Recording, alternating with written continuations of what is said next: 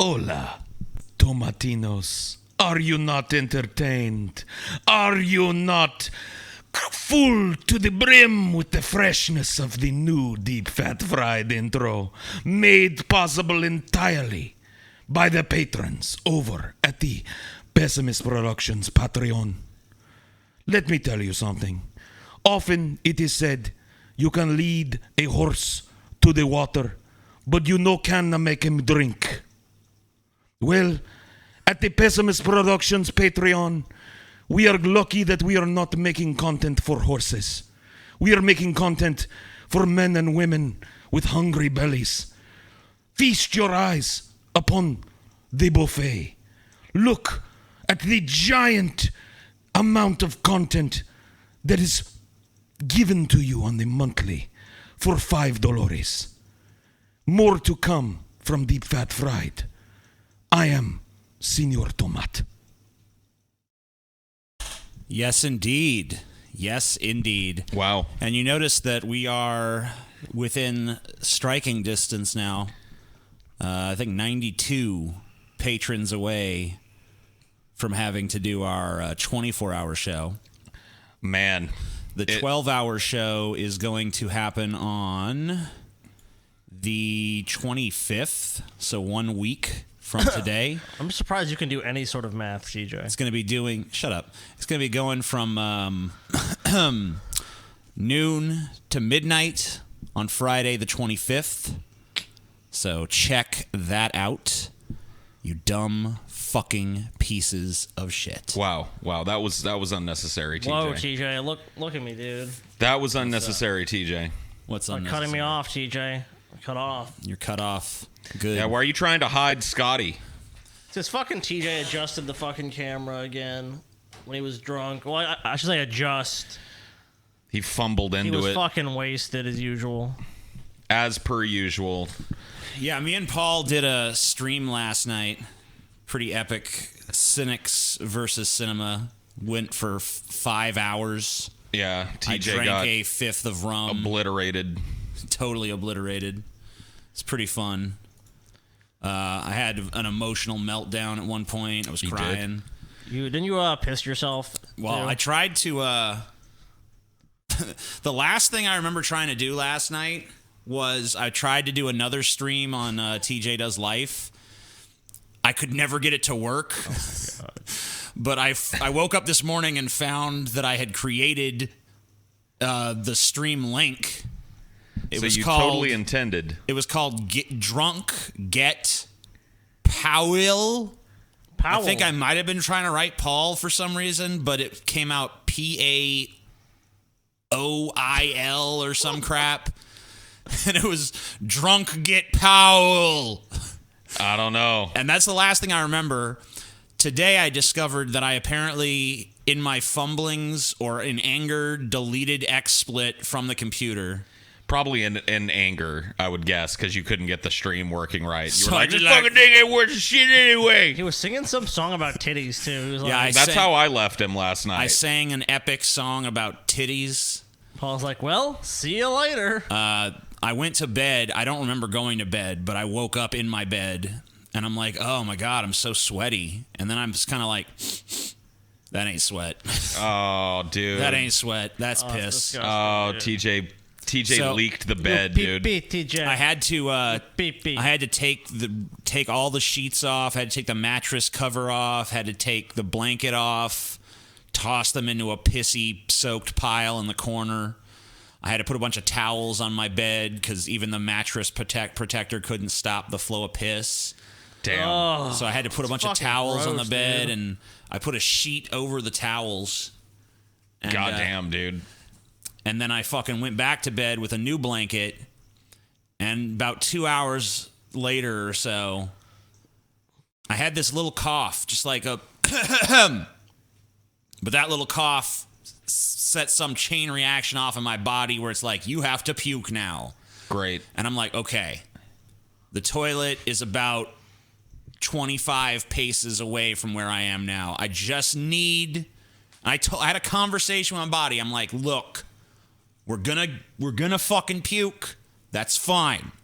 I've earned that.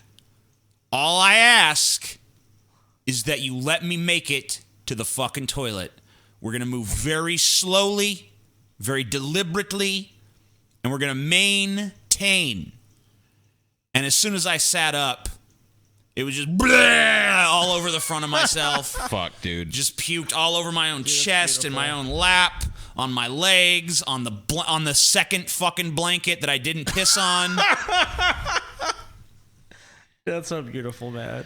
I'm never drinking again, man. I love it, dude. I'm never drinking Dude, whatever. again. You're gonna be it's not drinking. fucking worth it, dude. Before you started drinking drinking again, last so- night, my favorite shit, dude. I was telling you, like, you ain't gonna remember half of this shit. You were like, Psh, I ain't like you, man. I don't get blackout drunk. I remember everything. My mind is clear, Paul. I was like, all I right. remember saying that.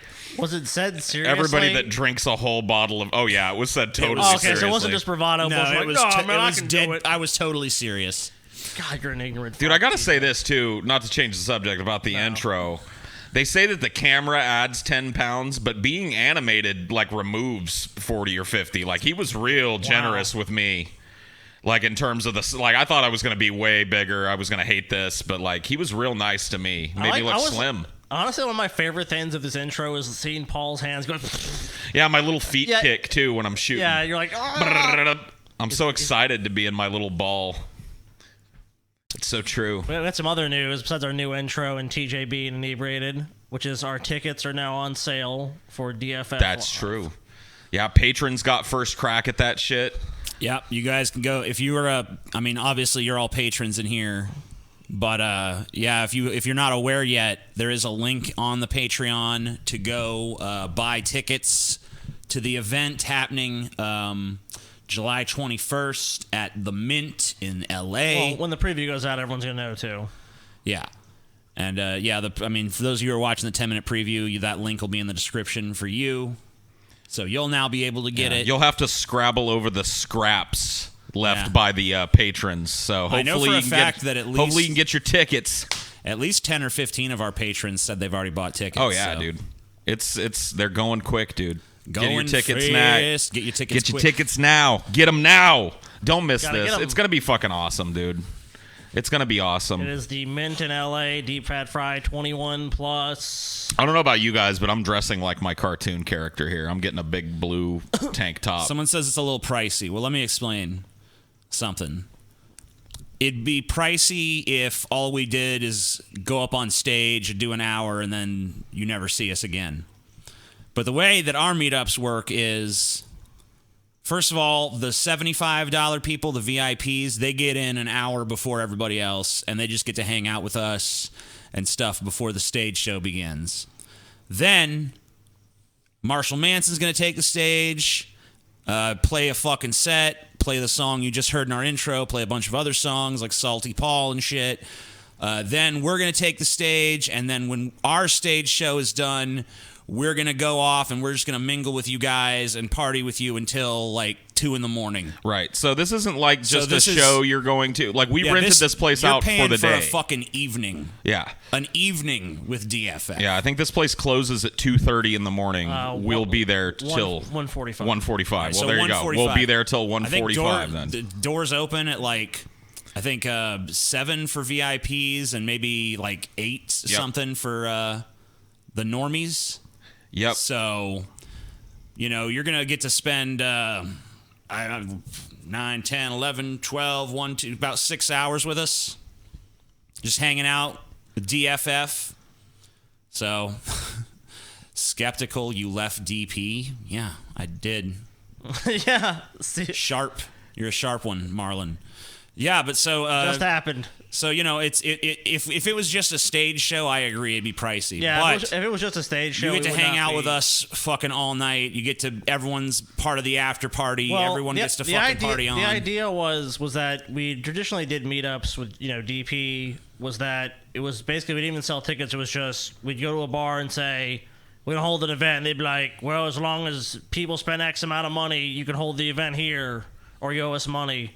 Which we only ended up one time having to pay a venue. But we were like, no, we kind of want to combine those two things. We want to do the show. We want to produce something cool for you guys, so it's a different experience. We also wanted people to be able to hang out and meet us. We also like that aspect of all our meetups is getting to know our fans and meeting them. And For sure. so we kind of just Taking combined the two things into pictures, one. signing stuff. We're gonna have a merch table at this one. Gonna be all kinds of crazy shit. So You're not gonna want to miss it. It's gonna be fucking I awesome. mean, it's gonna be the best one we've ever done. I By mean, far. it's gonna make all the DP meetups we did look like fucking dog shit in comparison. It's gonna be the most extravagant, spectacular fucking event in the history of mankind. So I mean, and if you think that Gold chicken wings will be served. Gold dipped chicken wings. gold dipped chicken wings. I'm the guy who is significantly larger than TJ. Good for you, James. Good for you. Oh, okay. Yeah. I remember that big I think dude. I know what he's talking about. Yeah, come on down, dude. It's like a Viking in our midst. Dude, he was like fucking 20 feet tall. Yeah. It's It's like a amazing. fucking oak tree He's standing like 3 there. or 4 inches taller than TJ or something like that. He was huge. Huge. You're like 6'6", and he's like 6'8" or 9" or something. 6'6", the number of the beast. Anyway, today's topic is we actually got 2 topics. We have the Battle of the Three Popes, and we have some America by the Numbers shit that Scotty threw together. Cool. Scotty, once again, did the research for this episode. This is basically TJ's way of throwing me under the bus if the episode sucks. No? No, that's all it is, TJ. Let's be honest. How is it that? That's exactly what it fucking is, TJ. I'm on your Dude, fucking conspiracy. I'm just giving know you what? credit for doing the You want me to fucking take research. this fucking shit off? I'm gonna come whoop your fucking ass, dude. Whoa. Jesus. Think You this shit pushed is the hot fucking button. funny, dude? No, This is Scotty, fucking funny, TJ? Scotty was bitching about it earlier. He was like, I had to do the research for 2 episodes in a fucking row. Yeah, while you were fucking sitting around playing some bubble Tetris game bullshit, you motherfucker. That bubble game is fucking fun. Dude, dude. you were one lazy son of a bitch, TJ. Dude, you Supposed to go to the agreed. fucking You bank. agreed in advance. Supposed to go to the fucking bank. I wasn't drunk. I was hungover. It's different. You were still drunk at the time, probably. I was, honestly. I was still fucking Thank wobbling. you. Thank you. So you just lied again, bitch. I wasn't really lying. Caught in a lie again. I was more Dude, you just fucking make this hungover shit than I too was fucking drunk. easy, dude. Tetris with TJ. Tetris with TJ. Dude, I did a fucking Tetris with TJ stream on TJ Does Life. And the first game I played, I did pretty well. But then every game I played after that was total dog shit. Oh, your nerves got to you. You don't have the skills. It's fucking horrible. gotta- I'm gotta have the getting pretty skills, good CJ. at that agar.io shit, though. Oh, yeah? And Yeah. Tetris to TJ? I can usually get in the top fucking 15 or so now. But anyway, that's neither here nor there. We're here to talk about some fucking Fucking popes.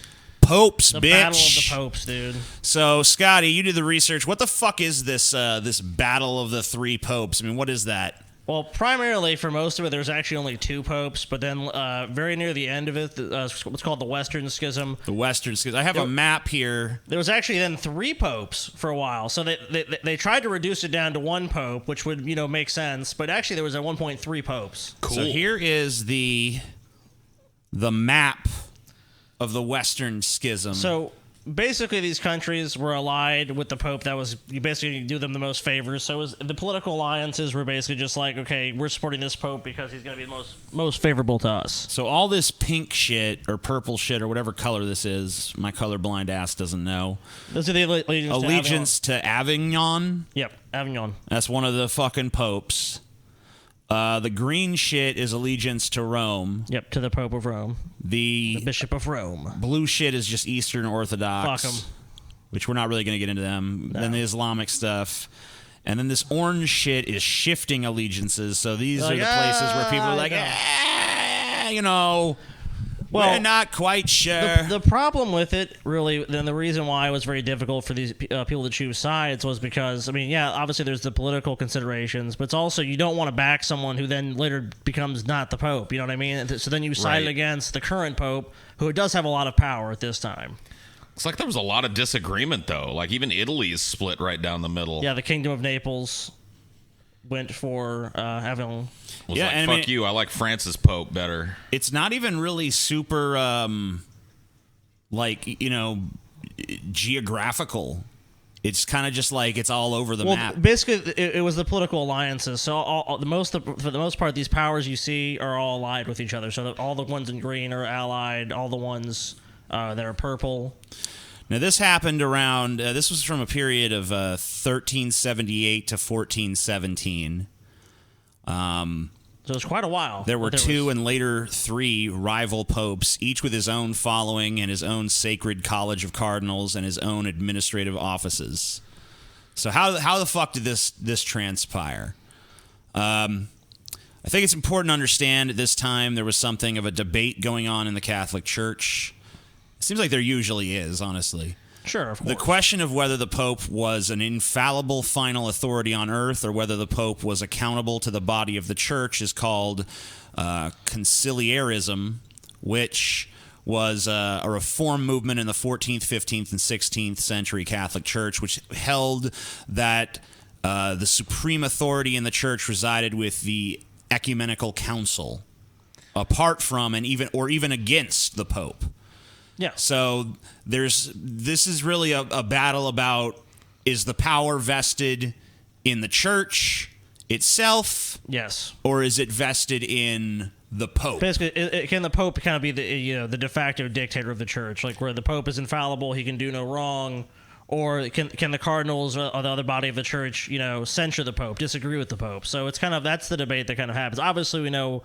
It pretty much, the way it went down ultimately was, obviously, papal authority was recognized and the Pope is infallible. So when I'm looking at this map, we're mainly focusing here on the green and the pink or the purple or whatever it is. What color would you say that is? It's a purple, I guess. All right. Kind of a light purple. So it's Avignon and it's Rome, and which one of these Pisa.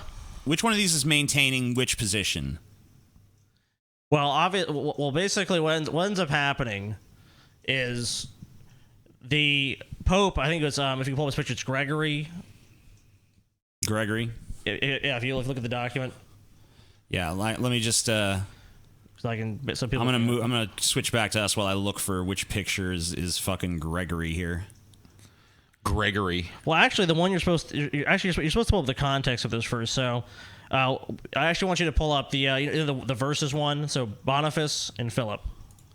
Okay, so this is Philip the Fourth of France and Pope Boniface the Eighth.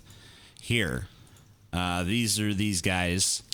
Boniface looks like a dour motherfucker, and Philip looks like a total cretinous faggot. So their issue was. So just to point that out. Basically, that Philip here wanted to tax the clergy in France. Obviously, the Pope was not receptive to this idea. You're not going to be exempt from taxation for so long and suddenly say, oh, well, actually, now you're going to have to pay taxes. I mean, we know that churches today don't even pay taxes, at least in the U.S. This is also seen as a big encroachment on papal authority.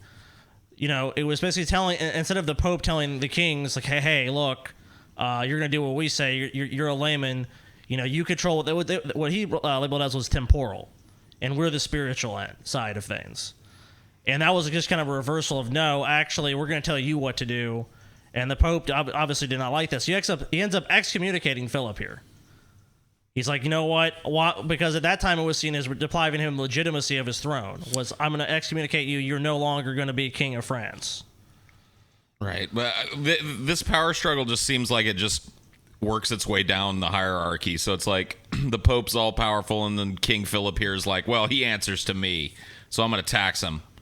You know what I mean? The Pope's like, no, I don't. I'm going to excommunicate you. And then it becomes an argument about whether the Pope has ultimate authority or not. And the people underneath the Pope start wanting their little piece of the power too.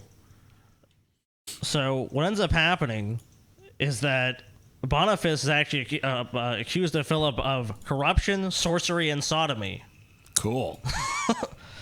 Sorcery? Sorcery. Sorcery and so sodomy. Philip basically has Boniface arrested. He's in captivity. He doesn't stay in captivity, but he dies shortly after. But what ends up happening then is the papacy moves to Avignon. So now the papacy is not based in Rome anymore. It's now based in France. Okay, so the when we look at that map earlier, Avignon is the anti-pope nation or city that's like they're like, all right, if Rome's not gonna go along with what we want, then we're just gonna start our own fucking papacy. No, here. dude, it wasn't even that. It was Rome had been corrupted by fucking sorcery. And it's sodomy. like, fuck this shit. We're not Now- dealing with that sorcerer bullshit anymore. We're setting up our own fucking Catholic Church over here. So Well, it here, wasn't- no wasn't- sorcery. Well, no, at this point, this is actually what the papacy is. So Avignon was actually the seat of the papacy okay, so at this time. so it was the papacy actually was located there Yeah. prior to that. This is what. So they split off and did the Roman shit after that. So this basically is the schism starts beginning. This is what it's basically called the Babylonian captivity, where it's moved here. The church doesn't really recognize this, but they have to kind of go along with it. And this lasted from 1309 to 1377. And at this time, it was basically dominated by the King of France. The cardinals were French, so essentially it was the French domination of the papacy for that time. It's like a hostile takeover from the Vatican. Essentially, that's what it ends up becoming. So in 1378, can you pull up the Pope now? Pope Gregory. Pope Gregory, he's an evil-looking son of a bitch. I'll tell you that much. Does he look like Onision? He looks like Rasputin. Oh. Make sure you don't pull up the anti-Pope one. Whoa. He looks dope. So Pope Gregory XI returned to Rome under a lot of political and social pressure. Like people said, look, the Rock of St. Peter is in Rome. Our church, the Holy Church came together in Rome. It really should be in Rome. It shouldn't be in France. He comes back there, but he dies shortly after on March 27, 1378. So then, obviously they have to elect a new pope, but they're in Italy again. But here's the rub: the majority of the cardinals are French. An Italian mob basically goes after these cardinals and says, "This is fucking bullshit. We want Italian, or at least preferably a Roman. We want an Italian to be elected pope. We don't want fucking Joe Pesci shows up with a fucking baseball bat, So this has been 70 years of this shit. No one, the Italian, the Romans, who have by far, there's been 196 Italian popes or something like that. They're kind of used to the Pope having this position and being in Rome, and that's totally changed. I find myself wondering if the Pope lives here in Italy and kind of always has, what's with all these Frenchies on the College of Cardinals, huh?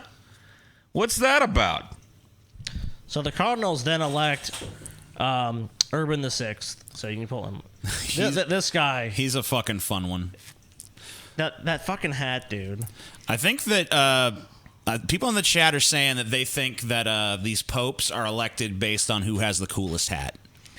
You know what? That is a dope hat. Although, if you go back to the previous one, his hat was cooler, honestly. Let's see. He looked like he was actually the one that was into some sorcery. Look at him.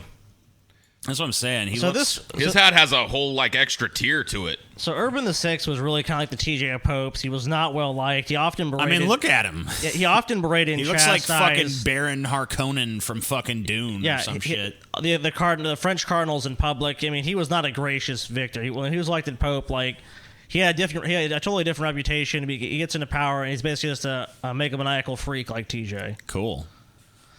So what ends up happening is a minority of the cardinals. What does he do? What's he get up to? Well, he's an asshole, basically. He's just constantly just kind of putting in his face that he's been, it's kind of returned to Rome.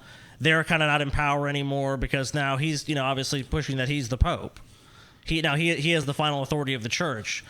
Because the schism kind of happened because of him to a degree, too, because there's already this tension, and he just made it worse. He's the guy that comes in, no, I'm the fucking boss. I'm the fucking Pope, bitch! He's not taking their shit. So a minority of cardinals in a private meeting declare that Urban VI was not actually elected Pope. Because basically they claim, look, this was under duress, there's an angry mob in Rome, we didn't want to elect him, we were forced to elect him. So what happens is then basically they say this is not valid anymore. And the French cardinals then elect Clement VII, who decides to move the papacy back to Avignon. Let's take a look. So it's just like ping pong. Let's see if I can find. Yeah, so it's back and forth between France and so Italy here's at this Clement. point. The Clement VII looks like a total. So now, fucking but now, faggot, dude. this Look is at actually this the point guy. we now have two popes. So these are the two popes vying for power. Fucking fat, evil, asshole, fucking Urban VI versus this fucking Versus the anti-pope. Yeah. little. Well, he wuss. loses the hat battle. That looks like a yeah. woman's hat he's wearing, honestly. Dude, he looks like a little bitch. Yeah. He looks Boo. like he looks like he's fucking trying to be Queen of England. It's like wearing a blanket. Yeah. Look at him. He's It's wearing like- a tapestry, dude. He's wearing like some your grandma's drapes or something. Like, I don't know how well he was. I guess we'll learn, but he didn't have the fashion sense of a pope. You know what's funny about this pope is actually he was like I think especially the French had this kind of reputation. Like he was actually criticized for being too lavish. Oh. So actually that's kind of funny you brought that. I mean, who knows if it's true or not? I mean, obviously most stuff we have to take with a grain of salt. So basically with the sides breakdown, we talked about it before. It's basically who's going to serve their interests best, political expediency, all of that. Wait a minute, dude. Wait, Hold on. How long are is this dude's fucking arms? Yeah, he's got like Look a at real this. gangly body. Look at this. Cause just follow the fucking. Yeah, dude. I mean, like, was he a really tall motherfucker or something? I mean, look, his arm is coming from such an angle where you got to believe that. I mean, like, it's coming at this angle here. So where's his elbow here? And then what? Yeah, I don't know. How do these proportions make fucking The other sense? arm looks like it's way too long too. Like, look how far it's draping over that fucking thing. Dude. He was Really- like a lizard person or Really, something. an important thing to remember about all this too is that this is causing a lot of damage to the Catholic Church because this is the forerunners to Protestantism. I mean, we talked about in the last episode how the Borgias. This was kind of another example of like the church doesn't know what the fuck they're doing. There's two popes. I mean, Right. clearly. There's not a lot of stability at the in the church at this time. Like I said, there's a fucking religious debate going on. Was it is it the council or is it the pope? And normally, what happens with this kind of thing, and the solution everyone kind of thought was, well, eventually one of them's going to die, and then all the cardinals are going to fall behind the person who's alive. That was honestly what they saw as the solution at this point because they couldn't either give any. They tried to get both of them to give it up, but obviously at that point, like I'm pope, I'm not giving this shit up. And both of them had pretty considerable support. I mean, you look at that map again. Where's the map? There it is. I mean, it looks like their support bases are roughly equivalent, at least in terms of Land mass. geographic Yeah. size. So, I mean, both of these guys, I mean, why would you give that up? But in this case, as we talked about, so normally one of them dies and someone else takes over, but actually both of them pick successors because they both die. So they both die as, quote unquote, the Pope, but both choose successors. So actually the split continues. The schism continues. There's not actually a unification. So there's both of these fuckers end up dead, and there's still no decision as to which papal line is the fucking correct one. So this is where we get into our third Pope. So this has been going on for a while. Urban dies, Clement dies. They both have their successors. So they go, okay, we're gonna have this council at Pisa. And then the church is gonna figure it out. We're gonna end the schism. And a lot of the council at Pisa is debating the amalgamation. Both popes recognize, hey, can we kind of come together here? Can the church be reunited? Can it be reunified where we all vote, we elect one pope, and that's going to be the pope? So they actually do elect the pope, and that is actually Pope Alexander the Fifth. But here's the part. Here's the great part about that. Within a year, he's dead. And the other two popes, by the way, refused to abdicate as well. So Is this Alexander, dude? Look at this guy. What the fuck hat is he wearing? Apparently they didn't have a good painter for him. But hold on, take a look at this fucker. Whoa, Yeah, not the best painting. that's a pretty nifty hat, though. Yeah, like he basically took the hats that they were rocking and like added all these like fucking flourishes to them. It's got a bunch of fucking stick point shit pointing out and shit. Yeah, looks like a big tower. So on his head. these councils lasted a really fucking long time. These are multi-year councils. So the Council of Pisa, so he's dead, he's gone, which might even have brought stability to the church. So it's like just bad luck after bad luck. People can't come together, they can't agree. So then they elect, because they're still in council, the anti-pope John the 23rd. John the 23rd. Yeah, this is really messy, and this is a very abridged version of all these events. Here we go. Whoa. He looks like he looks stern. I'll say that. He's a very stern guy. He's got a more modern pope hat, though. That's the hat you see the popes wearing today. He's a trendsetter. Yeah.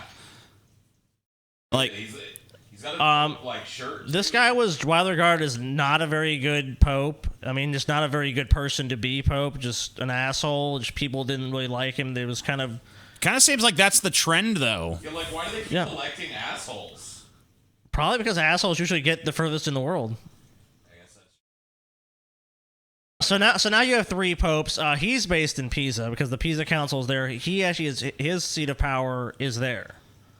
Paul, is your mic off again? Oh, it is. Now you have to keep in mind too, even during this time, the Pope in Avignon does not even have that broad of support from the kings of France. Because I think it was like 1387 or so. They actually pull any support for him. They still don't recognize the Pope in Rome, I believe, but. I mean, I think the guy Benedict XIII had like 5 cardinals of all the cardinals still supporting him, but they're still arguing.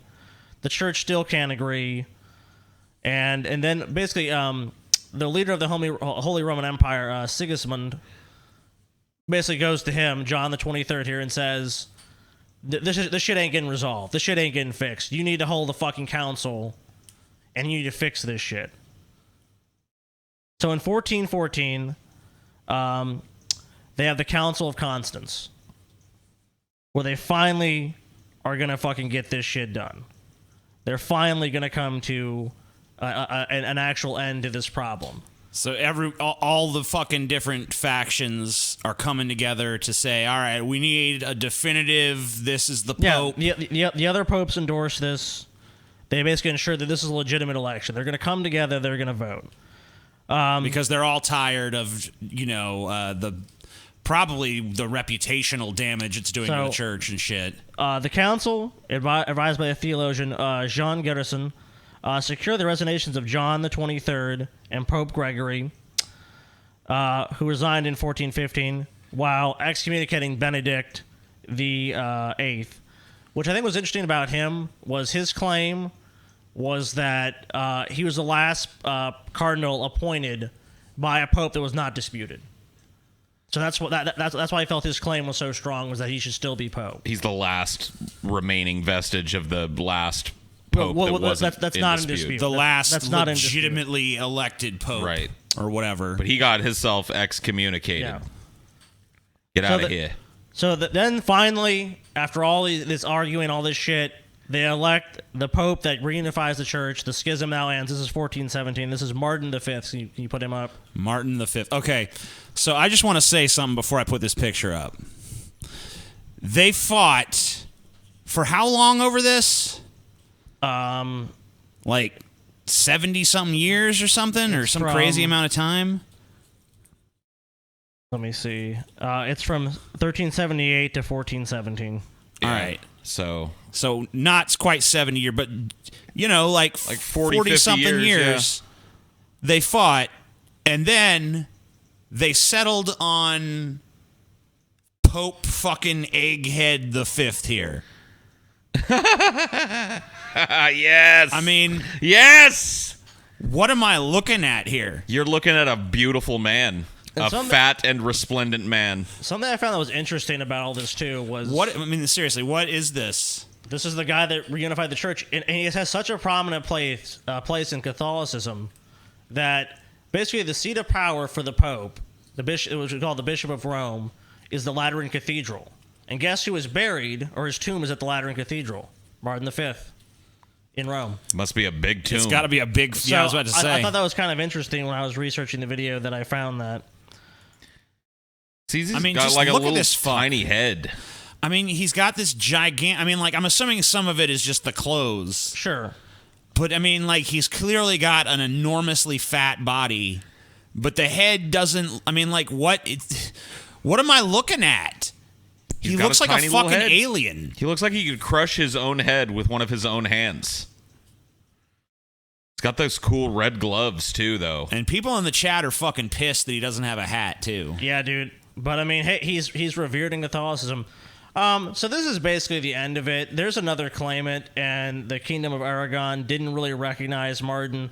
But eventually, about, 12 years later, even the last guy that was kind of still like, could be Pope, kind of gives up. It's like, look, I guess I'm not going to be Pope anymore. I guess I ain't Pope. He ends up resigning, and we basically have the line of popes, which is now recognized as a legitimate line. So The Roman popes ultimately when end the up Catholic being, Church talks about this, who do they just count all of these guys as popes, or do they have an official line? The Roman line remains the official line.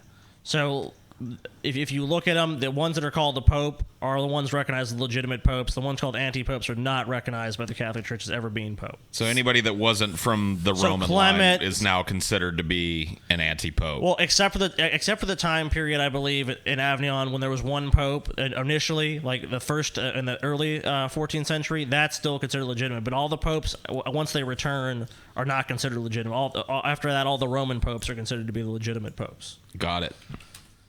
So I mean, it's very complicated and messy, and it gets even it goes even deeper than this. I mean, there's a lot of things where they're quibbling at these councils that lasted for years about how they're going to determine who gets to vote, and and it's also the political aspect of this too. Is like this really wasn't like out of the ordinary. Disputations of power are not out of the ordinary in Europe at the time. I mean, there's the 100 Years' War. There's so many other conflicts we can bring up.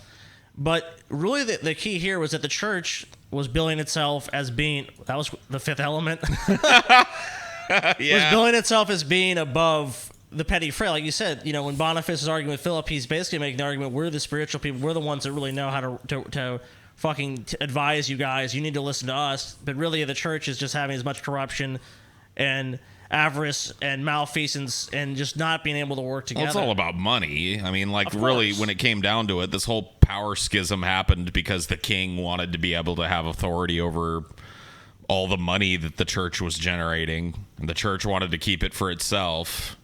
Which, they still get to do now, even in this country. I mean, we're not even in Europe. And So who's your favorite of these guys? I don't think. Oh, that's just another picture of this guy. it's probably him. It looks like him as a cardinal, but maybe So he was here Pope then. he should have kept rocking that beard. Yeah, that beard was There's a nice like beard. looking nice. Yeah, I mean, he looks way better with the beard than he does here. Yeah, there's Clement, and then there's him with the beard. Yeah, he should have kept that beard going. It's a good beard. Who's this fucker? I don't even think we talked about this guy. Benedictus the fucking 13th. Oh, 13th. Okay, I actually might have been this guy that had to claim that he was the last. Oh, this is the dude who was like still digging his heels in the fucking sand and saying, "I'm the fucking pope," even after they fucking chose what was his name, Martin the V. fucking fifth. Where'd he go? This fucker. That dude right there. I mean, he's my favorite. Look at him. Yeah, he's a weird I mean, he was looking fuck. clearly the fucking alien from the Fifth Element. So I mean, Yeah. yeah. I mean, like, how are you gonna deny that? that's not even disputable. So I mean, look at him. Okay, look at look. the alien from the Look. Fifth Element. I mean, this is clearly a Fifth Element alien in human form. The closest he could approximate it. Obviously. I mean, you can't even deny that shit. I mean, how can you? It's just fucking obvious. I like that he broke the hat tradition too. He was like, I'm going to be a pope. I'm going to be better than all these other popes without a fucking cool hat. Just give me the golden blanket and some red gloves. That's all I need. They probably couldn't find a hat that could fit his weird egg-shaped dude, he's like head. a fucking goddamn turtle, dude. He's like that fucking ridiculous master of disguise when he dresses up as a turtle. Yeah. I wonder if he was under threat if his Turtle? head just Turtle? retreated back into those robes. I know. I'm just not sure if they were just not as good of artists at this time, or I don't know why the fuck he looks like a turtle, dude. It's like his head's just like popping out over his fucking elaborate robes. His arms are like also look really fucking long, or his arms like 4 feet apiece. You know what I mean? He looks like a cool dude. Looks like he threw a good orgy at the Vatican, you know? He's I'm not a sure if good he was one of man. the cool. I don't think it was one of the fucking Yeah. There he is. turtle. Here's Martin the Fifth today. Yeah. Pope This is Martin what they V. settled on, folks. Yep.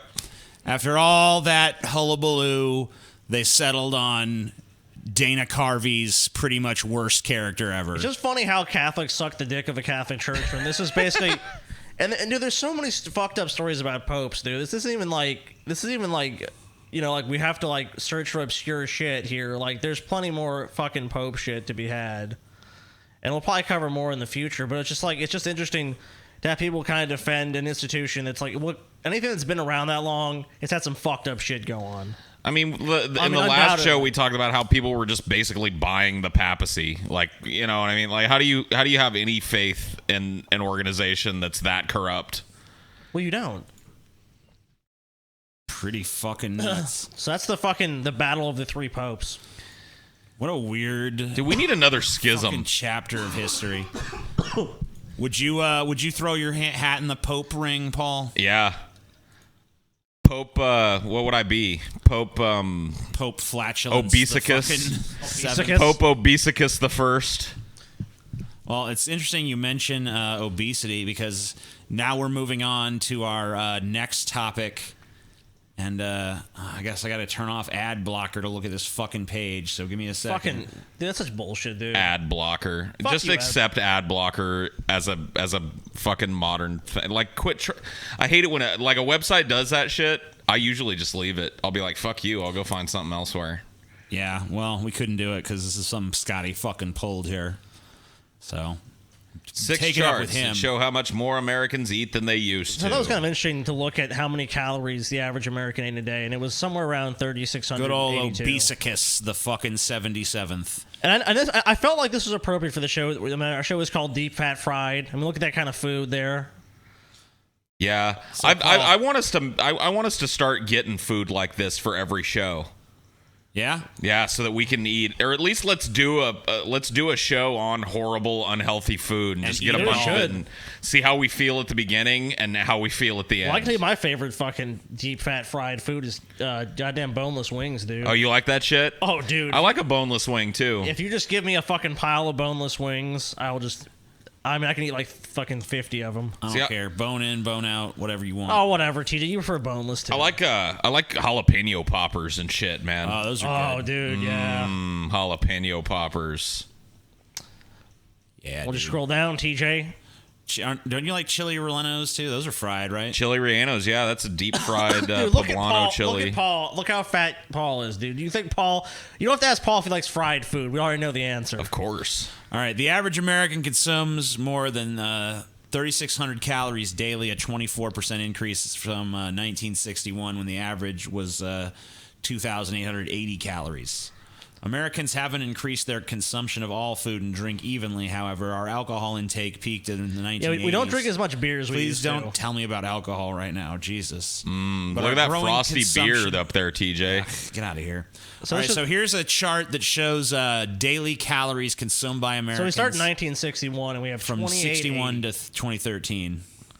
So damn, a 24% increase. So Americans, it's not just your imagination. Americans are getting fatter and fatter. I mean, like, just look at the type of shit we've got now compared to what they had in the 60s. Yeah, like the Look at heart attack grill and shit, dude. I mean, yeah, the availability of these oversized hamburgers. I mean, like, that used to be kind of an Kinda interesting anomaly that we're not at our back then. peak, though. We actually kind of peaked around here. Looks like we got a little calorie. I mean, there's been some peaks and valleys, as you see in the past, where Well, it's gone a up big and trend down a with little. millennials is home delivery, and now there's like, if you're in any community you live in, virtually, unless you live in a very rural area, you can have food delivered to you, whatever kind you want. Yeah, So it's like- Postmates or whatever the fuck. yeah, Postmates, Waiter, Grubhub, whatever. It doesn't fucking Uber do it. Uber Eats. Uber yeah. Eats. Yeah, so it's like people can be more sedentary than ever and get really whatever they want to eat. I mean, it's not just like you can get pizza now. Now it's like, I want Chick-fil-A, I want Sonic, I want fucking... I mean, we don't do Mexican it very food. often because it's like It's way it more adds a expensive. lot of expense. But I mean, there's nothing that exemplifies being a fat fuck to me more than paying somebody to go get you fast food. Yes, dude. Like, the whole existence of fast food is there so that fat fucks, all they have to do is go get in their car and go through the drive-thru. And now we've come up with a way to avoid even that much activity. God bless this country, dude. I mean, You know it's what, a Paul? beautiful you should be thing. Pope America the Second, dude. Pope America the Second, yeah. Yeah, in honor of the Borgias. Good old Rodrigo.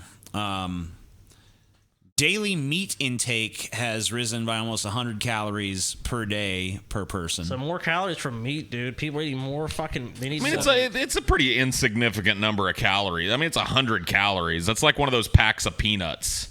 Yeah. It's not a huge number of calories, but it is...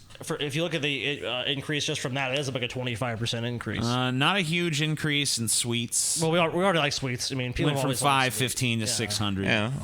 You know. But About yeah, another but 100 cal. I mean, it looks like we've added pretty much about 100 calories, give or take 50, in pretty much every one of these. Ugh, alcohol. So yeah, we were doing about 109 alcohol calories on average. So we actually peaked in the 80s. 1961. Want to do some shots, Scotty? Yeah, man, we just need to fucking We hit a that sounds peak good. in You gotta the get alcohol, Paul? 1980s. Yeah, I got some of that moonshine Yeah, left. let's do a shot, dude. Started declining, Yeah, you and then want it kind some of went back moonshine? up a little, and now it's back on the decline. You want a little bit of moonshine, TJ, or dude, you how about some gonna moonshine? pass? Dude. Shut up. Gross.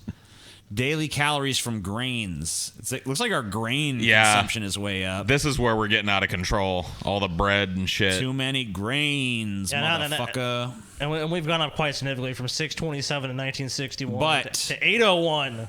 Apparently, the 2013. most shocking increase comes from vegetable oil. Whoa. Damn, dude. Holy So shit. in 1961, we got about our daily calories from vegetable oil are 276 per day. In 2013, that goes up to 689. So this is just deep fat fried foods. we Yeah, are dude. eating too much vegetable oil. Because I mean, like that's what you use vegetable oil for, right? Is Right, it's fat frying. frying Well, guess foods. what? I mean, in the year 1900, like the number one killer of people was something like influenza or pneumonia, and now it's heart disease, Right. cancer. You know, so not much of a shock when you look how much. I mean that's over 100% increase. That's a lot of old. Jesus fucking Christ. What I've learned is stop eating vegetables. Yep. Are you? Yeah, where's the calories from vegetables here, huh? Vegetable oil, dude. It says right there. We only got oil. Oh yeah, Paul. Because Oh yeah, that comes from vegetables. Americans are not becoming fat because they're eating too many vegetables. I don't know, dude. It's the chart. Conspicuous the chart absent of a chart. indicates otherwise, Oh, Scotty. gotcha. Where's that oil come from? Vegetables. Vegetables. Too many much goddamn vegetables in the American diet. All these oily fucking vegetables they're always trying to That's feed what it is. us. Vegetables and oil. It's not It's not actually an oil byproduct. It's No, actually no, vegetables. no. I mean, when you eat a vegetable, some of this oil's in it. You dumb twat. All right, this is some more So, shit. so less people say, and I pulled this, less people say, hey, these fat ass Americans, most other countries are not far behind. So most this is, developed we're countries- taking a look at the world now. Yeah. So now we're Okay. looking at the world. So let's look at the U.S. You know, we already looked at that. So the darker the blue is, the fatter the fucks are, Yes. right? Is that how this chart works? essentially, yes. Cool. Darker means more calories. And then a lot of these countries where they're not eating too many calories because they can't, you know. I mean, they're just white on the basically not eating every day. We're not eating. Well, there's no data from those countries. Okay, Ethiopia, yeah. I mean, they So Ethiopia's at they what? can't scrape them calories together. Well, read out for people who are listening, TJ. What's that? Read the numbers out so people who are listening can know. Oh, right. Okay. So Ethiopia, 2,131 calories per day on average. We're 3,862. Canada, 3,494. Yeah, so people in those other Mexico, countries 3,073. Don't be like, hey, you guys are fat fucking I Americans. mean, Brazil is not far behind us in No, the calorie intake. that's I mean, what I'm saying. where do you think they're Yeah, getting the- all that booty meat from? That's what I was about to say. You know, they got to fucking feed They gotta those fill up some way. gigantic, jiggly What asses. about let's go to Europe. Let's see how the people in Europe are faring. Can we zoom in? Is there a zoom? There's no zoom. Okay. Czech. There's a real dark one here. Austria. Austria. Look at Man, they're them. beating us. Yeah, they Yeah. are. Big old fat fucks. Damn, fucking dude, Austria, Austrians, they're fucking fat, fat. disgusting I know fucks. exactly which country I want to visit when we France, go to Europe. not far behind. We gotta go is to not far Austria, behind. folks. You know what though? You go to France, everyone's fucking skinny. Well, they probably do more activity than us. And they walk everywhere and shit. Yeah, they do. Portugal, pretty crazy. United Kingdom. I mean, like, yeah, They're- we're they're- not. We ain't fucking What nothing about special. Australia? Yeah, they're catching up, man. A lot of these Norway's on our places. cusp. Sweden's there. Finland, Russia, even Russia. So Russia about 3,000. Mongolia's, they're eating a healthy diet. They're pretty in low. What Mongolia. about? Let's look at Japan. Japan? They're pretty good. They're not Yeah. bad at all. They eat a lot of seafood and rice and shit over there. Yeah, they're not actually not. They're How about not bad. Australia? They're not too. Oh, good. they're fat fucks Oh, down fat there. Fucks, dude. fat fucks in Australia. So really, you can Man, I'm see- sick of these Mexico. countries calling us fat I know. fucks when they're all fucking Yeah. either eating as much or out eating us in some cases. Look at Fuck Turkey. Yeah, look at Turkey. Look at those fat fucking turkeys in Turkey. Maybe they need to eat more turkey. 3,700 calories a day, you pigs. Yeah, that's worse than us. At least cut back to like a 3,600, 3,680 or something like Even us. Iran's pretty fat. Damn, Iran. Oh, dude, a lot of Middle Eastern countries have a high obesity rates, like Qatar, United Arab Emirates. Yeah, look at that. Saudi Arabia. Iraq, they just can't get food. Saudi they Arabia, can't get they're any- pretty fat. Egypt. Look at these fat ass fucking Egyptians. That's what I'm saying. It's really funny because people are like, Americans are so fat. Look at all they eat. And it's like, well, even if we're not eating the same shit, we're getting about the same number of calories in a lot of these cases. Getting We're pretty fat in Morocco. similar. Looks like the top part of Africa and the very bottom of Africa, they're getting food. But this middle section here, Not doing so hot. they ain't, Well, actually, they're probably doing closer to what we should be doing in those countries. but only because they're starving and don't Right. have access, so whatever. Italy, I believe it, There's good Yeah, great They got food good in Italy. shit in Italy. Dude, I'll tell you what. Honestly, it shows restraint for the French people to only eat Yeah, 3,482 even the calories food a on day. like the train in France. Because their food is so fucking good there in France that it's incredible that they even have the restraint. If I was in France, I'd be doing like 6,000 calories a day. Everything that I ate in France was delicious for the most part. I mean, there's maybe like a couple exceptions of just like bullshit I bought from like a fucking street vendor or something. And what is this? We can go back in time. Yeah, dude. I mean, I could see fucking like I was I'm just- going So to there's Austria. no data there. Not a lot of data if you go back to. We don't. that Okay, time. so there. Pretty much as soon as America appears on the charts, Dude. We're gluttons. we're fat fucks, dude. we're already gluttonous fucks. yeah. We're already in the blue. 18. Let's see. Let's Which, go. if you're listening, the blue is like more calories. Yeah, and then as dark as it. Yeah. So here's when we actually start around fucking 1946, 1950. Here we go. This is when we start actually getting some data. Look, Brazil is way up from where they used to be. Booties must have been smaller back then. Oh, for sure. That was when you had What about China? 'Cause small-butted that's Brazilians. when China was like starving and shit, wasn't it? China's only doing 2,000 calories. Yeah, a day at 2,000. that So they're time. right around, just staying alive. Right. But look, you can just see as we go through modern times, you can just see everything getting darker and darker and darker as food becomes more plentiful. Look, the Dude, whole as vegetable oil becomes the whole more plentiful. country is fucking practically blue now. The whole world is turning blue. Well, it kind of makes you wonder, because like Steven Pinker, has postulated in his works, that we live in this, actually the safest time for humans ever, the least violent times. And I mean, if you look at this chart, it's like people have more food or taking in more calories now than ever. So I wonder if there's any correlation there. I'm not really sure. I mean, yeah. Resources. One of the most important Wow. resources that people squabble over Fat is food. fucking Thai people, dude. Yeah, look at them. Look at those fat fucks. They're small people. I don't blame them though. Thai food is fucking insane. It is good. It is Dude, good. I love Thai food. That's some of the best food out Malaysia, there, dude. Indonesia, the Philippines, Japan, Russia. This is just basically a map of places I want to visit now. I want to go to all the deep blues. Yeah, every country that's blue, let's go. Well, Paul's like, India's not I'm that good. dark, but remember, Paul, we watched that thing on Indian food. We're like, God damn, we got to go to India. Oh Dude, yeah. there's some killer Indian food, some of the spiciest food you can eat, though. Well, I don't know, man. It looked I'm fine fucking with that. good too. Well, you like that me. kind of I like that spicy shit. You're gonna be fucking shitting fire, though, dude. I'm gonna go to an Indian restaurant sometime in the near future. You're not allowed to go, dude. So that's all there is to this. This is yet more. Sky's trying to fat shame us or something, dude. Yeah. We kind of all went over this. If you guys don't want to go over it again. All right. So U.S. drug prices versus the world. So I thought it was interesting because we pulled up something on Flash Friday about this. Yeah, when we did Flash Friday on Wednesday, Trump was talking about how other countries are exploiting the poor pharmaceutical industry. So I thought it'd be good to kind of like cover this. And I found the site and it had great information on it. So I was like, this really, I think a lot of people would be interested in this, like comparing U.S. drug prices against the world. Like, so what we're paying versus what these other countries are paying. All right. So here's a very easy to read chart. So France, 67% savings versus select U.S. prescriptions. Germany, 51%. Italy, 53%. Spain, 55%. So what do these percentages mean? This is like They're saving this much compared to us. so So basically France has 67% less drug. 67% Right. off The global compared average to what we is pay. 56%, but they're comparing select prescriptions prices against U.S. prices in these countries. So in the UK, 57% savings. Canada, 65%. Japan, 43%. Australia, 60%.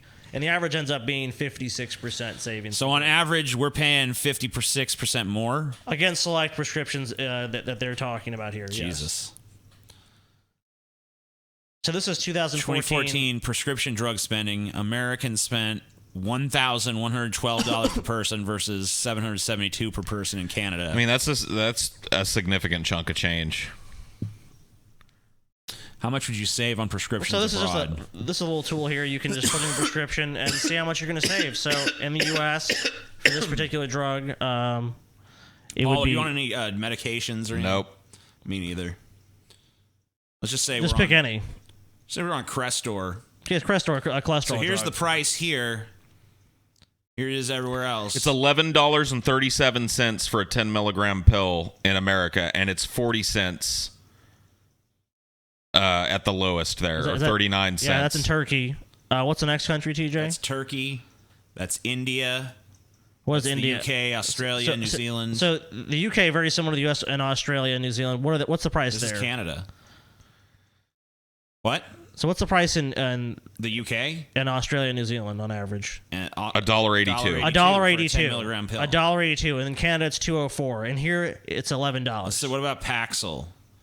So for a 20 milligram Paxil, it's $6.83 here. It's fucking $2.98 in Canada. It's fucking fucking 98 cents. 98 in the UK. cents. It's nothing in whatever the fuck this is. And in Turkey, it's fucking 70 cents. Ridiculous. So the dude. question you have to ask when you see this is how the fuck About Cialis, 5 milligrams Cialis, $12. It's $4.44 in just to Canada, get a fucking $4.36 boner in when UK. you want it, dude. Yeah. I don't even know. There's a country where you Canadians don't are pay paying shit for it. fucking 1/3 of the cost we're paying. How about That's an Viagra? What about elective. Viagra? Holy shit! Holy fuck, dude! Holy shit! Yep. For a 100 milligram Viagra pill, it's fucking $60 in the United States. $60 to pop a fucking boner, dude. It's $10 in Canada, $8 in fucking the UK, Australia. Or, I don't know if that's Australia or Austria. It's UK, Australia, New Zealand. And New Zealand. It's fucking $4.44 in India, and it's $9 in fucking Turkey. Ridiculous. Look at how much more we pay. Abilify, $30 for us. Not even fucking close to 10 anywhere else. And you'll find that with every chart here. I mean, you're not going to find anyone, unless it's a generic drug that's going to be anywhere near. I mean, they're not even paying for this. We're paying $10.46. These motherfuckers over here aren't even paying. India and Turkey ain't It's even where a lot of paying these for countries it. too. No one's really paying for these, or they're paying very little. Like they're capped at a certain amount. All right, I'm gonna look at one more. What is this? Advair Discus. It tells you what it does. Advair is that's a Look at this. This is for asthma treatment. asthma. Yeah. So for asthma, for your asthma treatment, $1,277 per pill. That's not even a pill. This is an inhaler. Yeah, this is an inhaler. So for the I believe. inhaler, it's $1,277 for the fucking 250. I don't know what MCG is. So $377 Canada, $217 in the UK and those other countries, fucking $84 in In India. India. So the saving percentage in $102 Canada, Turkey. Canadians save 70%. The UK, Australia, New Zealand, 83%. India, 93%. Turkey, 92%. And so these are the reasons why. I've talked about this, the ban on federal negotiation. Basically, Medicare is not allowed to negotiate with drug companies. So they can can't- just be like, yeah, this is $100 a pill, and They go, yep. We're like, yep, all right, sign us up. How does that make any fucking sense? It doesn't doesn't. make any fucking sense. It was passed by a lobbyist. This is a lobbyist position. This is not a fucking position. I mean, whatever you think about universal health care, it doesn't make sense for people not to be able to negotiate. EpiPens, by the way. Those are the things you have to stick yourself with if you're having an allergic Yeah, like reaction an to something. anaphylactic shock, yeah. Right. Yeah, 9 times more expensive in this country than other countries. I mean, you know about this pretty intimately too, due to Chelsea, right? Right, because She Chelsea has to keep one, or she Well, she should does. have She one. can't. She can't keep one because Right. it's too expensive. She can't keep one. She should, but she can't because it's too fucking expensive and they expire. So she can't fucking pay goddamn $608.61 for a fucking EpiPen that won't even be good. And I think it lasts like 3 to 6 months or something. Yeah, so she doesn't end up needing it. You know, in the and UK 6 months down the road, she has to pay another $800. It's ridiculous. If she was in the UK, it'd be $69. It's a racket. And we all know it. We know it. $97 in Belgium, 98 in France, And it 105 in the doesn't- Netherlands. and- The closest country to us is Germany, and it's $210 there. But the costs don't reflect reality. It doesn't cost that much to manufacture this drug. The prices have just been increased exponentially for profit. Obviously, it doesn't. Otherwise, they Just look wouldn't at be this. able to charge these other places such a significantly lower premium on these fucking drugs. This fucking EpiPen shit. I mean, this is fucking crazy. Anyway, sorry. And that's a life-saving drug. That's like having an EpiPen around if you're heavily allergic to something could save your fucking ass. And people can't afford to keep them in their houses. So Ridiculous. number 2 point is the free pricing system. Why don't you go ahead and read that for people, TJ? What we know, in the U.S., drug makers set their own prices and have the ability to increase their prices as much and as often as they wish. The problem, brand name prescription drug prices in the U.S. have increased nearly 100% in the past 6 years. 6 years. 100% increase. 100%. Although the FDA controls what drugs are available in the U.S., the federal agency has no legal authority to regulate drug prices. Oops. What the experts say, in Europe, government often set drug prices, and prices drop over time as countries demand more and more price reductions. Although there is no federal regulation of drug prices in the U.S., some states are taking action to control costs. California, Maryland, and Nevada and Vermont, for example, have enacted drug pricing legislation to limit unjust price increases. What consumers can do? Nothing. Yeah.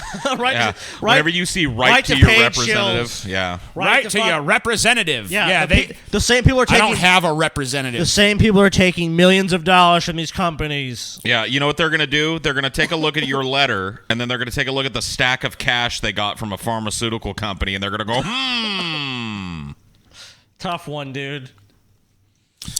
Someone asked where this website is. This website is drugwatch.com. Lack of transparency. what a shock, I mean, dude. there's a ton of reasons why this is the case. The consumer. I think one that's interesting. If you go down, is the rampant direct-to-consumer advertising, and that's interesting because people don't realize it. But like, I think it's the U.S. and New Zealand are pretty much the only countries you can actually advertise prescription drugs on television to people and other mediums to tell them about it. And it's interesting because when you actually go to doctors, it's because they actually want you to ask for the prescription. right. They want you to diagnose yourself and demand a drug, and then the doctor feels compelled because they're making Well, I money. remember a Bill Maher joke on this. He's like, he was watching one of these commercials and it was like, tell your doctor. It's like, tell your doctor? If you're telling your doctor, is he really your doctor? Isn't he just your dealer at that point? Exactly. Well, shouldn't your doctor know as well? Like, isn't your doctor up to date on, like, medical journals and shit that you don't know about, and he might know what pill would be good for you? Isn't that why you go to a doctor? And Chelsea's in the chat and saying, think about how much cheaper our insurance would be if we regulated these prices. Oh, yeah. Well, think about how much cheaper our insurance would be if we didn't have insurance and we just did what every other country does. I mean, and the problem goes deeper than just drug prices, too. We're talking about the prices of procedures that are treated the same way by fucking the insurance companies. So to get your tonsils taken out somewhere is probably way more expensive here than it is in any other fucking country in the Western world. Because they do the same thing with the prices of procedures. The insurance companies jack up the price of procedures so they can justify high premiums. And it's like a kickback between the doctors that perform the procedures and the insurance companies. And when they send out those outrageous bills, well, the hospitals, because they have to cover everybody to stabilize them for emergency care, bill these outrageous bills. And the insurance companies just negotiate, like you said, like, so the doctors that's the doctors and the hospital's part. Right. The insurance companies go, obviously, we have 20 million policyholders. We're not paying $50,000. And I remember there's been a debate that's gone on for a while. You're paying $50,000. There's been a debate for a while in this country about laws that let us buy drugs from these other countries that actually negotiate the prices. And they say every it's single not time safe. it's been I remember it was during the Bush administration. There was one of the presidential debates, I think, when he was running for re-election.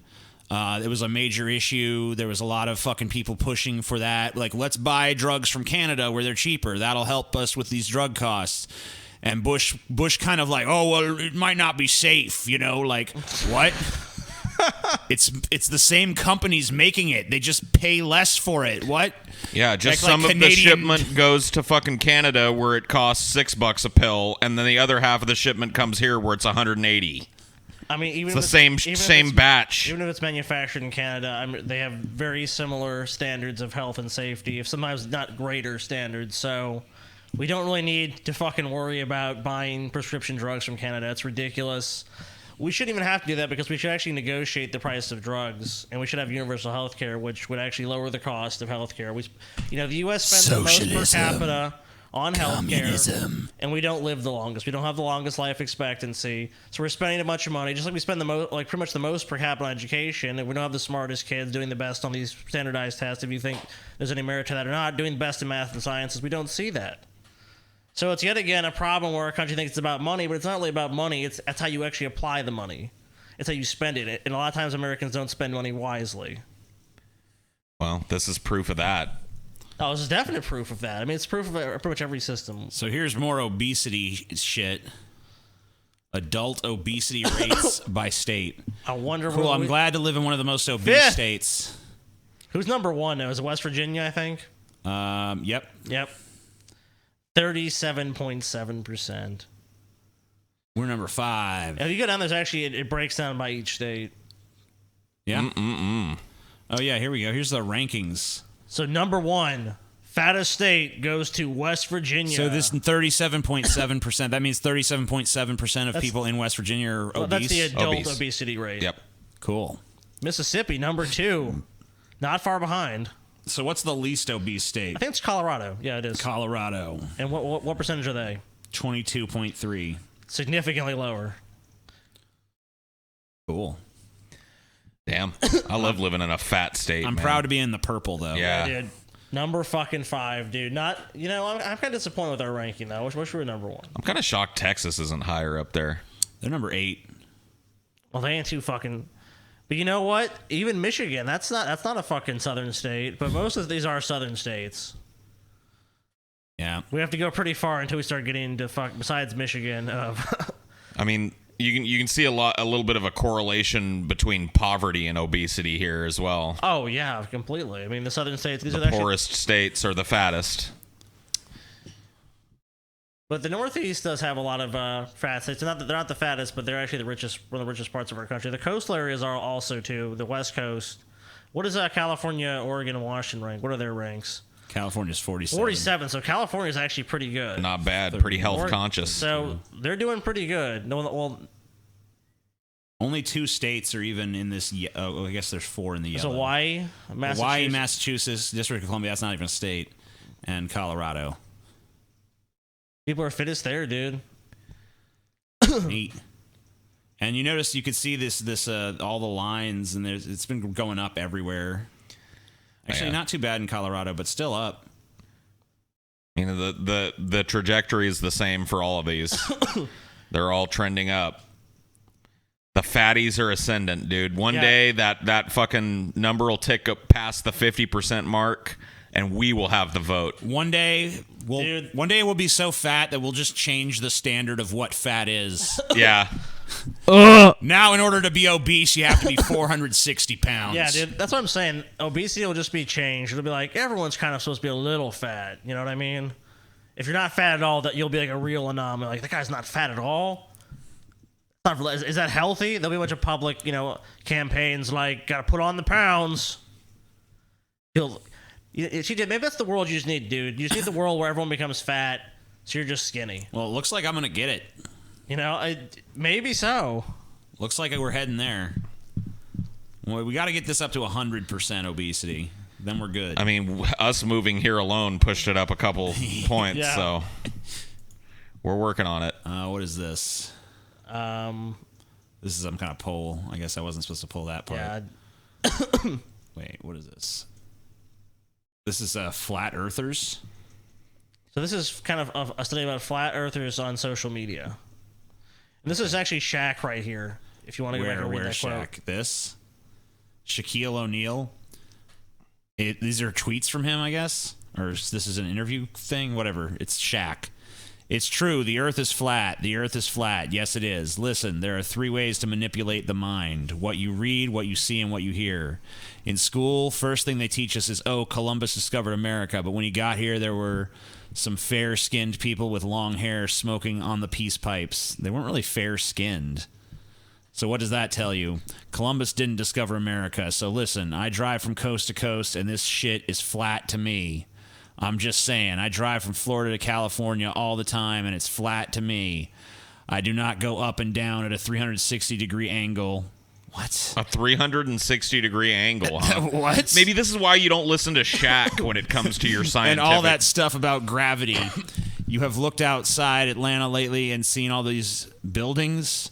You mean to tell me that China is under us? China is under us? It's not. The world is flat. Wow.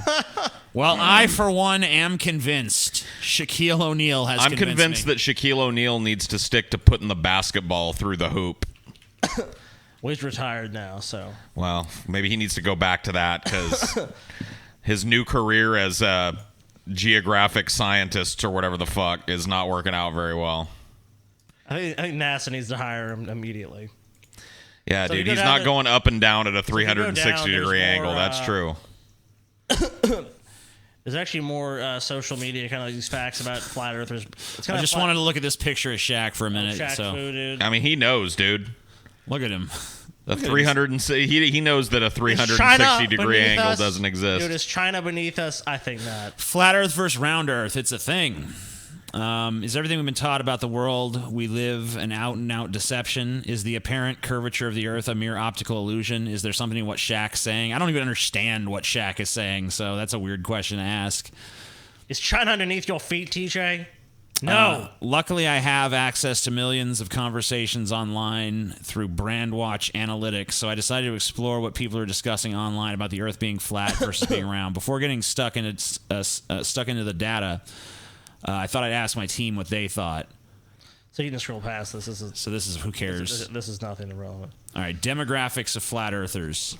If you identify as a flat earther in your Twitter bio, you're much more likely to be male than female. Well, that's embarrassing for us. Wow. I mean, if it was just slightly more, I wouldn't be so embarrassed. No, we run away with it. But we look like we're wearing a suit of shame in that little fucking graphic there. Like the women are only wearing stockings of shame, and we've got a full body cat suit of shame. Oh, fuck me, dude. You know, let's just next time fucking I hear women are smarter than men, I'm gonna be like, no, oh wait, Oops. Yeah, they are. damn it, god damn it, why are we stupid? All right, what we got here? This is another chart. Let me figure. I gotta figure out how to read this fucking shit. The gray line shows the Twitter average, so you can see whether this audience is over or under indexing in comparison to the average. What? I don't know what I'm looking at. So Twitter average, flat earthers, size of difference. I don't understand this chart. Can you explain this to me, Scotty? So on the bottom is the average, and then the other one, and then the ball is the flat earthers, and that's that's showing the difference between those two. Okay. So the line is just the average. So can you click on it and see if you make it bigger or something? Try.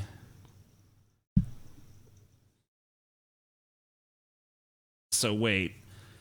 Is 50% of... Is it saying 50% of Americans believe the Earth is flat? Doesn't No, sound right. that's not what it's saying. Well, what is it saying? It's 50% more than the average. So 50% more than average believe it's flat? For the U.S. for Twitter. For the Twitter These are average. confusing, so let's just move on from these. Yeah, I don't get this fucking Yeah, chart. you're confused, so let's just move on from this chart because This chart is fucking too you hard. don't even get it. 4% identify as teacher or lecturer. What? Okay. Flat earthers have strong religious links. No shit.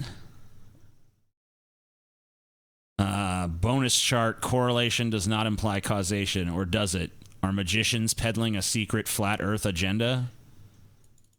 Why is this chart so fucking small? That's just bullshit. All right, so I thought it was an interesting little thing about the flat Earth. So here's some takes. Just fuck the charts. This is just some shit here. Personally, I think the Earth is flat, but the government made a big sphere and wrapped the planet around that. Whoa. Wow, man. That's woke. Yeah, I'm a flat earther. I strongly believe the Earth should be flattened by a gigantic meteor as penance for the atrocities of man. Okay, well, That guy's in your... he's in my ballpark. I'm a flat earther. I believe the planet is like a big pizza with mountain toppings and ocean sauce. Cool. Yeah. The cities in the background are approximately 16 miles apart. Where is the curvature? Please explain this. Whoa. Whoa. Holy explain that, fuck, dude. man. Holy fuck. Where is the Dude, curvature? you can't explain that. Why are all the buildings in New York City standing straight up? If Earth was round, then some of the buildings would have a slight tilt. There you go, dude. Dude, Tila Tequila knows exactly what's up. She is like an engineer, dude. She knows. She's like a pussy engineer. She know. Shut up, Shaq, you retard. I don't know what this is. Yeah. Generational cohort by religious group. So this is percent of adults who are. You can look at the table. That's easier probably to look at for us here. All right, so this is basically telling you what the makeup of these religions is based on Yeah, generation. generationally from So, younger millennials. Buddhist, 23% greatest. of Buddhists are millennials or younger millennials. 17% are older millennials. 23% are Generation X. 30% are baby boomers. 7% are silent. What does that mean? Is that a generation? Silent generation, yeah. And then the greatest generation, less than 1%. Because they were the greatest. They didn't have no fucking bullshit. Plus, they're mostly dead. So I thought we look at mainly here would be the unaffiliated, religious nuns. Unaffiliated.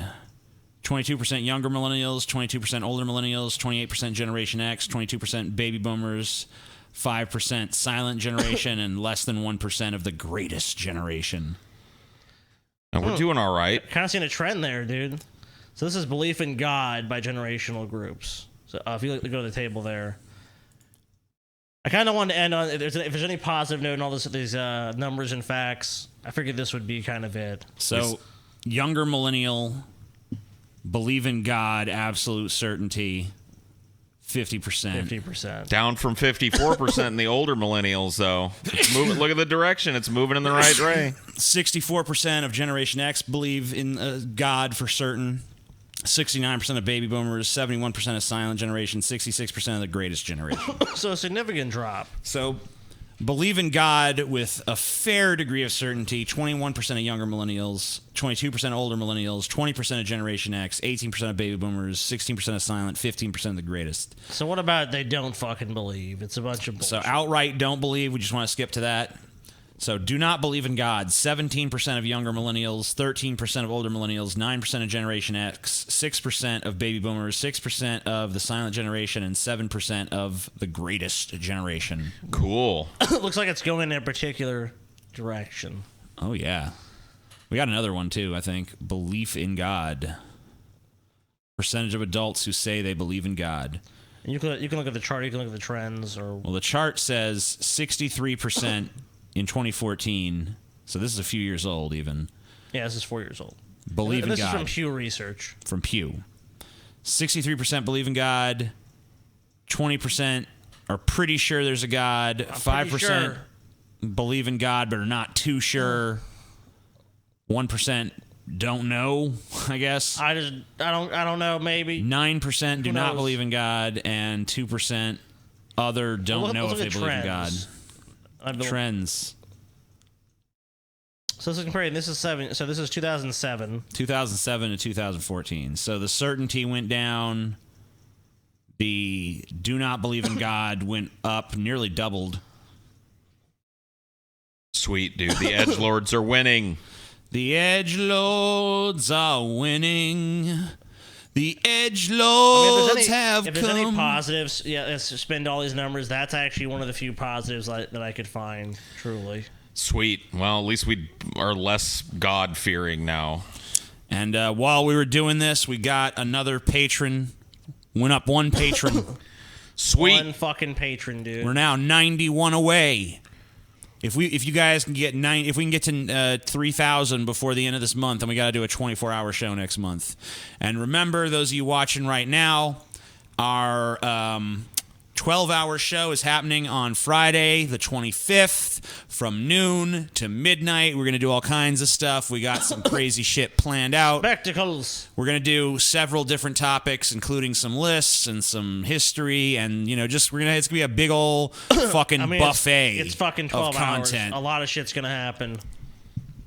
There Oh, it's might be gonna be some good. fucking bad movies being watched. Who knows what's Who knows what's gonna go down? Who the Who the fuck knows? I don't even knows? I think we should. Let's watch our intro again before we leave. Yeah, let's do it.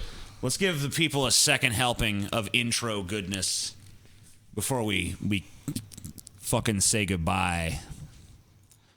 Let's get this fucking piece of shit tomato off the screen and play this motherfucking intro one more time.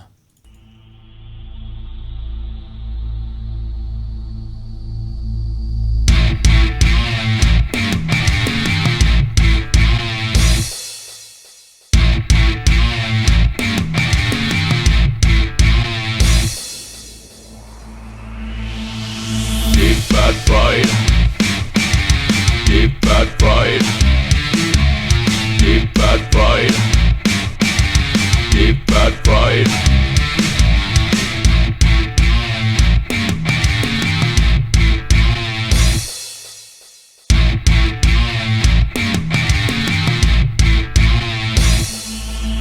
Deep fat fried. Deep fat fried. Deep fat fried. Deep fat fried. Deep fat fried. Deep fat fried. Deep fat fried. Deep fat fried.